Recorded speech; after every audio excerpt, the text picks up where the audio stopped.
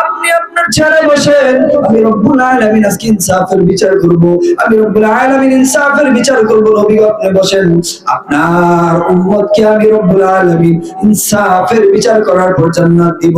আল্লাহ রাব্বুল আলামিন যখন ইনসাফের বিচার শুরু করবেন, এমন সময় দুইটা কাতারে মানুষ দাঁড়িয়ে যাবে, ইল্লা আসহাবাল ইয়ামিন ওয়া আসহাবুশ শিমাল। একটা ডান দিকে একটা বাম দিক। ডান দিকে যারা দাঁড়াবে ডান হাতে আমলনামা চলে আসবে, আর বাম দিকে যারা দাঁড়াবে বাম হাতে আমলনামা চলে আসবে। ডান দিকে যাদের আমলনামা চলে আসলো তারা খুশিতে আত্মহারা হয়ে যাবে। আল্লাহু আকবার।